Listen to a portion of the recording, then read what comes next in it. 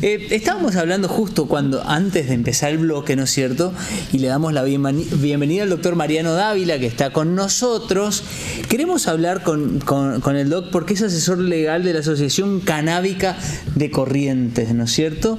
Y queríamos hablar de en qué paso está la producción de cannabis aquí en Corrientes y sobre todo también esto de poner en los medios de comunicación la producción para desmitificarla, ¿no? También un poco, ¿no? Gracias por acompañarnos. Muchísimas gracias, Luis, a ustedes por la invitación. Una pequeña aclaración nomás, nosotros somos Asociación Canábica para la Investigación Medicinal, ¿sí? Es decir, yendo hacia lo que es tu pregunta, ¿no es cierto? Sí. Bueno, la producción... Quedó como que ustedes estaban en otra línea, digamos. No, pero es importante la aclaración, digamos. Es investigativa, digamos. Que es investigativa, desde luego, siempre es importante. No es promocional, digamos. No, tampoco... Tampoco sería algo prohibido, digamos, pues si es una acción privada en el ámbito reservado y no afecta a terceros. Muy bien, te digo, muy buen abogado penalista. Te lo puede dar detalles. Después le pedimos el número. No, y te puede dar detalles de qué es acción privada, qué contempla, porque no contempla más el solamente estar encerrado en la casa, sino cuál es la última interpretación que hay hace unos cuantos años de lo que es acción privada, especialmente en el consumo. O sea, tener en la casa, digo, o tener en la casa o el consumo en la casa. No, el consumo. El consumo no es que vos querés tener como un malbón, querés tener en tu casa. No un malbón. Perdón, pero podrías hacerlo hoy en día con la nueva regulación, ¿eh? Ahí está, por eso justamente te puedo explicar mucho más. Es importante justamente poder distinguir esos espacios entre lo prohibido y lo permitido. Eso es fundamental. Hoy, a partir de la ley de cannabis medicinal, justamente eso se puede hacer. Hoy se otorga un permiso. El cultivo, exactamente. A vos te otorgan un permiso si te inscribís junto con tu médico, que es el que te prescribe, el que lleva adelante el tratamiento, y a vos se te puede otorgar la posibilidad y el permiso, ¿no es cierto?, para que puedas cultivar dentro de tu ámbito privado, dentro de tu casa, hasta 9 plantas en floración, ¿sí? Y hay que distinguirlo de aquellas plantas que no están en estado de floración. ¿Y qué es eso? ¿Por qué la distinción? Bueno, porque la planta es una planta dioica que puede ser macho, puede ser hembra, solamente aquella que es hembra interesa a los fines medicinales, es una planta de ciclo, eso quiere decir que tiene un determinado plazo, que nace y muere, es decir, y tiene un periodo de vegetación que no estaría prohibido en cantidades y solamente estaría establecido un régimen de limitación justamente en el periodo de floración. Ahí se establecen las 9 plantas. Después también el permiso otorga a que uno pueda transportar determinada cantidad de frascos de aceite, 6 por ejemplo, o el último permiso en que consiste, que son 40 gramos de flores secas, por ejemplo. Siempre con uso, de flores secas. pero siempre con uso medicinal. Desde luego. Claro. ¿Desde cuándo más o menos se empezó a estudiar seriamente, digamos, el consumo para uso medicinal y cómo surge esta corriente? Bueno, esta corriente de investigación surge principalmente en Israel por los años 70 aproximadamente, con Rafael Mejolam, que es un investigador que logra aislar que hay determinados componentes dentro de la planta, entre esos los componentes canábicos, ¿no es cierto? Y que a su vez también el cuerpo tiene un sistema de endocannabinoides, es decir, endógenamente nuestro cuerpo produce cannabinoides y uno cuando los incorpora a través de la planta, de extracciones de aceites, lo que logra es un equilibrio dentro del cuerpo. Por eso, dependiendo de la patología, es qué tipo de quimiotipo se ocupa. Plantas con CBD, con THC, CBG. Y empezó... Acordate que estamos hablando exclusivamente medicinal, ¿no? Por supuesto, hay que reiterar. Estamos hablando de eso. Está bien, pero y empezó digamos, a confrontarla con qué tipo de patologías en Israel, por ejemplo, y a instancias de qué respuestas se empezó a decir, pero esto bueno, todo habría comenzado a trabajarse a partir de la epilepsia, pero a partir de hoy, como uno puede ir descubriendo que el sistema endocannabinoide dentro del cuerpo tiene distintas funciones, uno empieza a descubrir, en realidad la ciencia con el avance de estos 40 años, que esas funciones de los sistemas cannabinoides pueden funcionar para epilepsia, artritis, para los efectos secundarios de la quimioterapia, sí, exactamente, para el bruxismo, también por ejemplo en animales, exactamente, también en animales hay en la Expo Cannabis que se hizo ahora en este fin de semana, había un grupo de veterinarios, por ejemplo, porque explicaban que todo mamífero tiene un sistema endocannabinoide, por ejemplo. Sí, yo tenía tengo unos familiares en Mercedes que el perro tenía ataques de epilepsia y le daban aceite de cannabis al perro. Fumado. Yo espero que no haya sido mentira. Espero que no haya sido un justificativo. ¿Cómo es lo del Excelente, perro? maravillosa Explícame, jugada. Luisito. Puede ser tranquilamente. Maravillosa jugada. No, tranquilamente puede ser, así se Pobrecito, suministra. Hay distintas maneras de venir a suministrarlo. Puede ser dérmicamente con crema. No sabe fumar el perro, le tiene que dar el Perro aceite. fumanchero tenía Luisito. ¿Cómo es? No. Pero no se puede con estos dos acá. Estamos hablando serio. Lo toman para la ¿Qué onda tu chacota. perro? No. Vos Re se loco llamaba tu perro, Marley, le Re llamaban. loco tu perro. De guardián nada, pero se manda. No, era Pero era guardián, sano. pero le Pero dolía era la sano. cabeza. Era sano. Era sano y no estaba afectado por la epilepsia y no tenía esos ataques. Sí, le sacaba los ataques. Pobrecito. Por supuesto, serio? eso ¿en comprueba serio? la efectividad de la sustancia, de cómo el psicotrópico o el CBD tiene un efecto en todo sistema de mamíferos que es porque ya está adaptado. Sí. Hay muchas... ¿Tú conocías los casos de personas que sufren muchos dolores?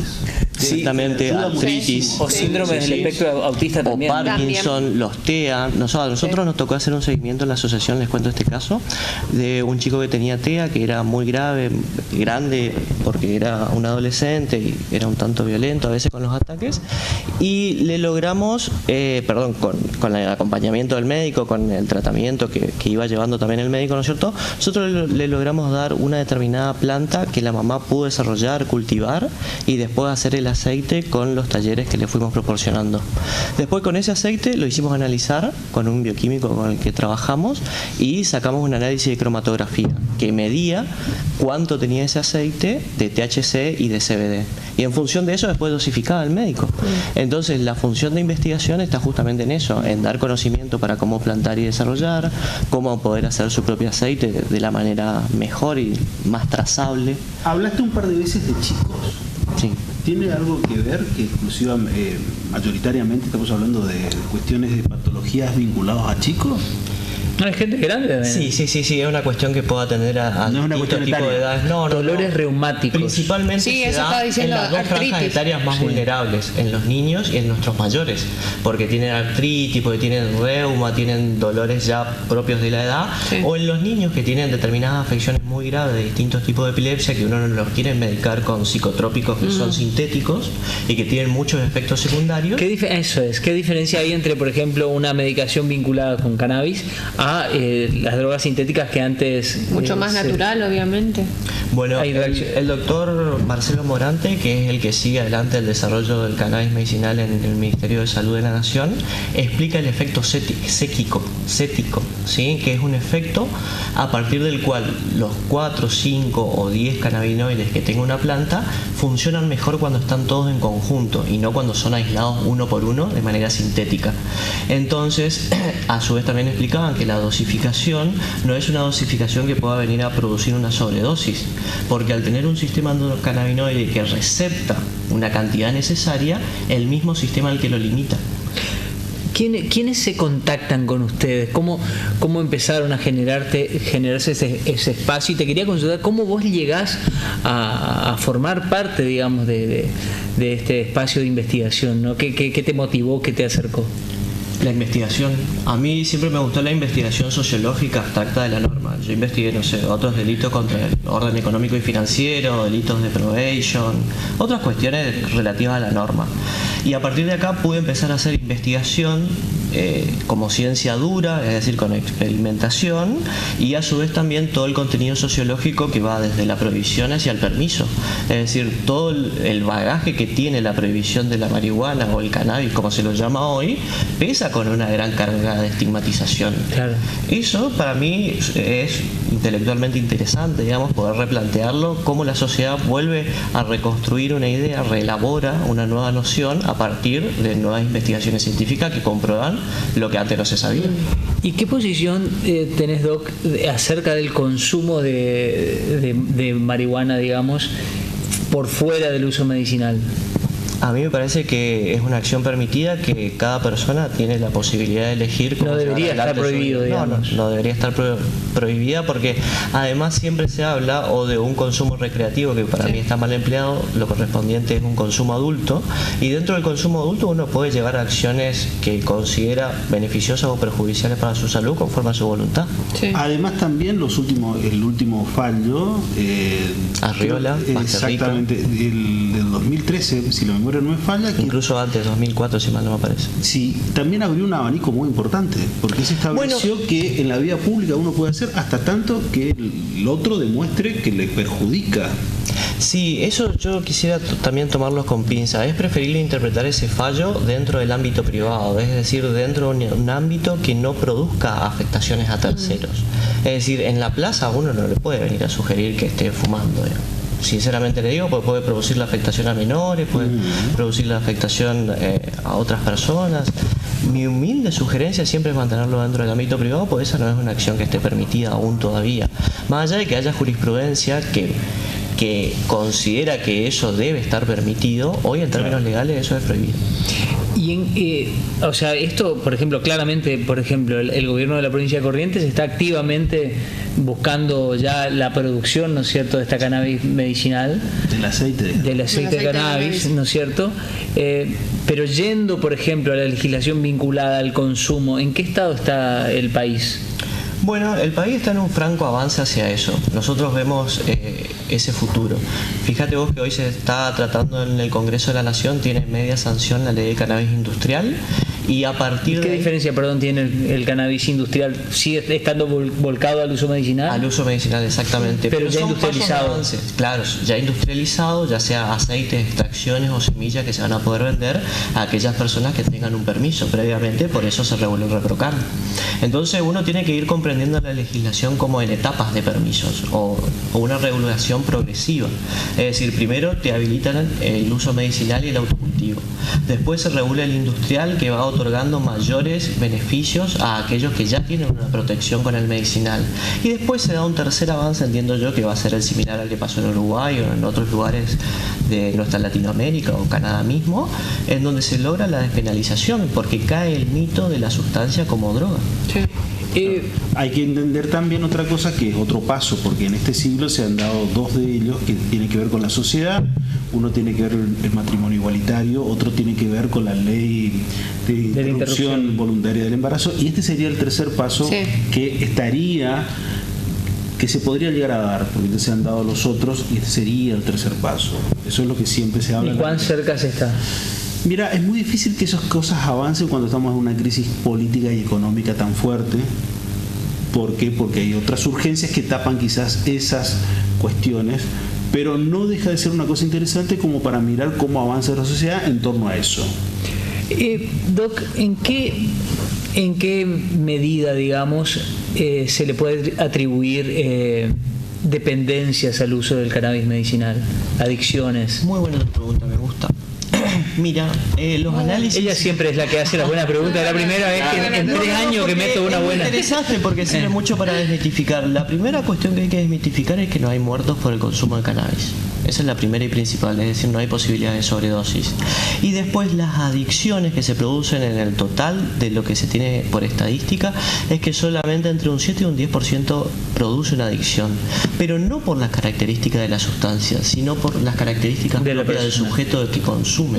Entonces las personalidades que son propias de determinadas adicciones puede serlo con el cannabis, con el chocolate o con el trabajo. El alcohol, por ejemplo. El alcohol, por supuesto, o el tabaco. El cuestionamiento que siempre se da al tema del cannabis es que es el gran portal de acceso hacia las otras drogas. Me gusta ese mito. Ese es el otro gran cuestionamiento que se hace. Y ese mito es equivocado también, porque ese mito hay que poder comprenderlo dentro de una lógica criminal.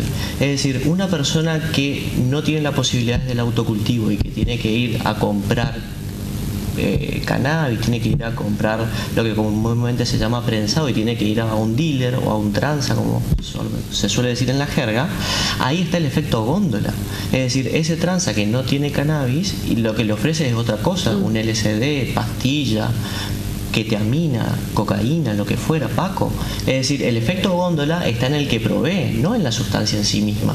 Por eso uno puede establecer esa diferencia entre aquel que vende y de ahí es donde viene esa política o ese dicho que una persona que cultiva es una persona menos que contribuye al narcotráfico. Claro, lo que estás diciendo es que la lógica que estás planteando es que rompe el sistema de comercialización, rompe el negocio. Sí. Al romper el negocio no hay un portal de acceso a las otras drogas. droga. Vos decís eso. Exactamente, es que esa es la mejor manera de venir a combatir el narcotráfico. Si uno otorga el permiso del Sí, sí, rompe el autocultivo, negocio. ¿Eso está comprobado en otros países? por supuesto, total y absolutamente, eso pasó en Uruguay. Cuando se empieza a regular, disminuye total y absolutamente el narcotráfico. En Canadá de manera idéntica. En Colombia, que uno dice que es una de las mecas de los lugares de narcotráfico por las series que vemos, pasó exactamente lo mismo y se empieza a regular el mercado a través de licencias y se otorga un permiso para que cada ciudadano pueda acceder a su autocultivo o a la compra a través de farmacias. La señora que está mirando la tele, por ejemplo, y que tiene un dolor crónico, ¿no es cierto? O que tiene algún chico con algún tipo de diagnóstico para el cual, digamos, el uso del cannabis medicinal podría ser beneficioso. ¿Cómo se inicia esta búsqueda, digamos, con el médico, con su médico de cabecera, el médico de familia? ¿Cómo se puede acercar para acceder a más información? ¿Cómo se pueden acercar? Sí, nosotros tomamos a través de las redes sociales, principalmente de Instagram o de Facebook, @AsimCorrientes. Nos van consultando muchas veces los listados que nosotros tenemos de registro de médicos y siempre se los pasamos y en función de eso van haciendo una primera interconsulta. Muchas veces llegan así las inquietudes, otras inquietudes son por personas que ya están cultivando porque están llevando adelante el tratamiento y quieren protegerse en términos legales, y a consecuencia de eso también viene la explicación siempre del ReproCan y de cómo se utiliza y se aplica. Y después otras consultas que vienen en función de cómo hacer el aceite o de cómo controlarlo cromatográficamente, es decir, cómo hacer los análisis. Doc, gracias por acompañarnos. A sus órdenes, la verdad que Muy interesante. Muy interesante la nota, muy buena, gracias. En Y serio. es un tema muy amplio, así que se va a volver a dar otra charla. Vamos a convocarlo nuevamente. Gracias. A sus órdenes.